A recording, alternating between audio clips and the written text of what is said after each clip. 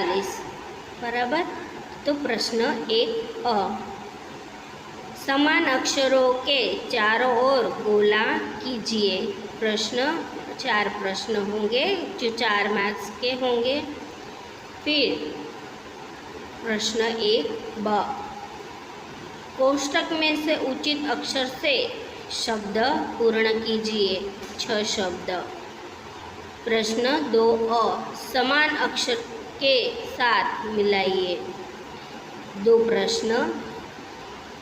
प्रश्न 2 चित्र को उसके सही शब्द के साथ मिलाइए। 4 जोड़े। प्रश्न 3 समान अक्षर मिलाइए। 6 जोड़े। प्रश्न 3 शब्द पढ़कर सामने लिखिए। 8 शब्द होंगे। प्रश्न 4 चित्र देखकर कोष्टक में से उचित शब्द लिखिए। 6 चित्र। और प्रश्न 4 वाक्य पढ़कर सुंदर अक्षर से लिखिए 2 वाक्य। तो अब हम असाइनमेंट देखेंगे जो कदम से 33 तक का है। पहला प्रश्न 1 समान अक्षरों को चारों ओर गोला कीजिए। 4 प्रश्न। तो पहला है हमें छो पे गोला करना है। तो यहाँ उदाहरण पहला 2 दिया गया है, देखिए। तो यहाँ मैंने किया है छो पे, बराबर ऐसे गोला करना है। फिर दूसरा थो पे गोला करना है। तो यहाँ 2 उदाहरण दिए गए हैं। आपको मैंने जैसे ऐसे किया है गोला, ऐसे आपको करना है। अब खो पे, बराबर यहाँ उदाहरण 2 दिए गए हैं, वैसे ही हमें करना है जैसे मैंने किया है, बराबर। अब फो पे करना है चौथे में। तो फो शब्द जहाँ है वहाँ हमें गोला करना है, देखिए ऐसे, बराबर। 5वां पो पे करना है। यहाँ 2 उदाहरण दिए गए हैं। तो हमें पो पे ऐसे जहाँ जहाँ पो है वहाँ हमें गोला करना है। तो चो पे गोला करना है हमें ऐसे। शो, तो शो पर गोला करवाना।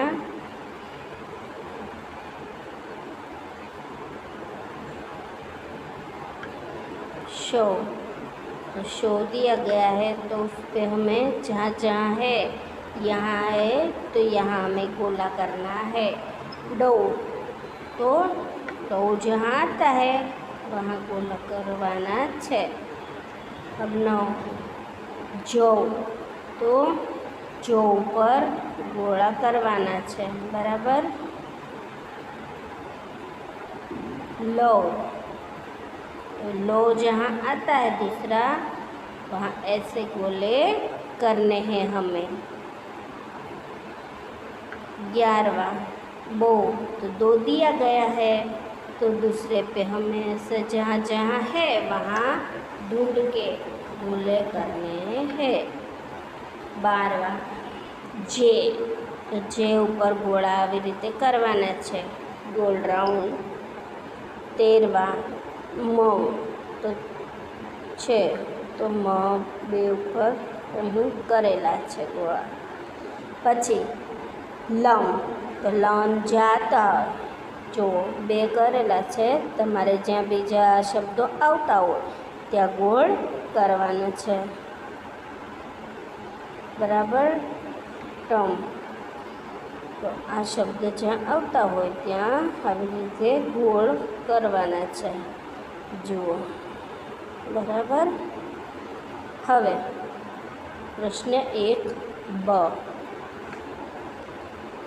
कोष्टक में से उचित अक्षर से શબ્દ પૂર્ણ કીજીએ, એટલે કે કોષ્ટકમાંથી ઉચિત અક્ષરને લઈ અને શબ્દ પૂર્ણ આપણે કરવાના છે, બરાબર। તો પહેલો છે રોટ। આપણે કયો શબ્દ જોડીએ તો પૂરો શબ્દ થાય, લો શબ્દ જોડીએ, બરાબર। રોટબો એનો અર્થ કશું થતો નથી, પણ લો જોડીએ તો રોટલો, જે આપણે અનાજ ખાઈએ છીએ રોટલો, બરાબર। રોટલો, રોટલી તો અહીં લખવાનું રોટલો, બરાબર, જે મેં લખેલું છે। પછી બીજું છે હલ। તો મો જોડીએ તો અહીં તેનો અર્થ કશો થતો નથી, પણ હલવો, તો હલવો શબ્દ થાય છે, જુઓ, જે એક મીઠાઈ છે, બરાબર। જે આપણે દૂધીનો, ગાજરનો એવી રીતે આપણે હલવો ખાઈએ છીએ તેવો અર્થ એનો થાય છે। પછી ત્રીજું હી। હી ચો જોડીએ તો તેનો અર્થ કાંઈ થતો નથી, પણ રો, હીરો, બરાબર, હીરો અર્થ થાય છે, જે આપણે જે ચમકે છે, બરાબર, હીરો। ચોથું ડો જોડવાથી અહીં એકેય શબ્દ બનતો નથી, પણ ઓ જોડશું તો અહીં ઓઢણી, બરાબર, ઓઢણી શબ્દ થશે।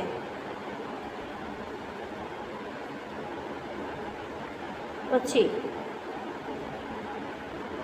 રો જોડવાથી એકેય શબ્દ બનતો નથી, તો ચોર, તો ચોર શબ્દ થાય છે, જે ચોરી કરે છે, બરાબર। પછી છઠ્ઠું લો જોડવાથી એક પણ શબ્દ અહીં બનતો નથી, બરાબર। મોગરો, જે એક ફૂલનું નામ છે, બરાબર, મોગરાનું ફૂલ। પછી સાતમું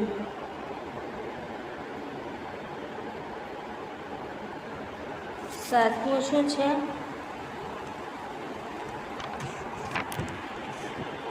ગોણ,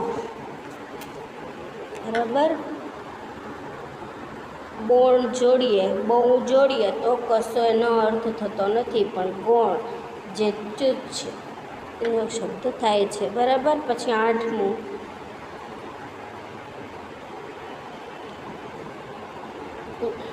નવ જોડશું તો એકેય શબ્દ તેનો થતો નથી, પણ પૌ જોડશું તો પૌત્ર, બરાબર, એટલે કે દીકરાનો દીકરો, જેને આપણે પૌત્ર કહીએ છીએ। પછી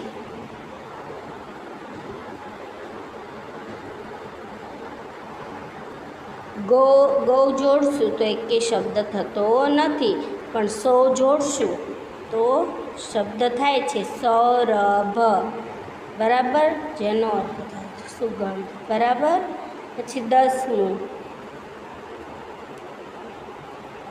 છો જોડશું તો તેનો અર્થ એકેય થતો નથી, પણ મો જોડશું તો મૌન, મૌન શબ્દ થશે, જે આપણે બોલીએ નહીં અને મૂંગા રહીએ તેને શું કહેવાય? મૌન, બરાબર। પછી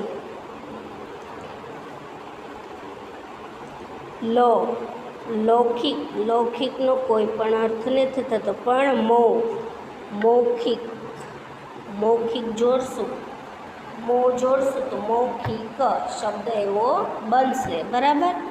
તો મૌખિક એટલે જે આપણે મોઢેથી પૂછીએ, મોઢેથી જવાબ દઈએ તેને શું કહેવાય? મૌખિક। પછી છે મુખ, બરાબર,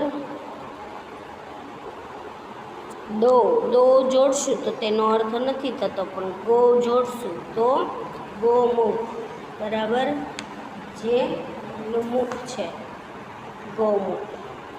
પછી ધ આપેલો છે તો તેમાં કયો શબ્દ આપણે જોડીએ? કંધ. તો તેનો અર્થ નહીં થાય, પણ ગ જોડશું તો તેનો અર્થ થશે ગંધ, બરાબર, ગંધ શબ્દ થાય. જે દુર્ગંધ આવે છે તેને કહેવાય ગંધ. પછી 16 દીર, બરાબર, દીર શબ્દ આપેલો છે તો આગળનો શબ્દ આપણે કયો જોડીએ તો તેનો શબ્દ સરખો થાય? બ જોડશું તો તેનો અર્થ કશો થશે નહીં, પણ મ જોડશું તો મંદિર, જે હિન્દુઓનું દેવસ્થાન છે, બરાબર, મંદિર, મંદિર શબ્દ બનશે. પછી 17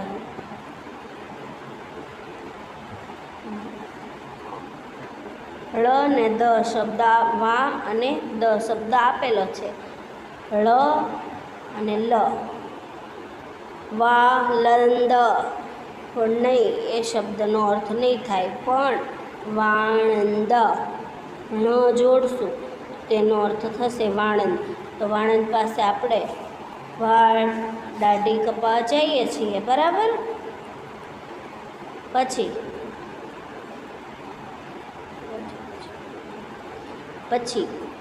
અર્થ થાય છે કર.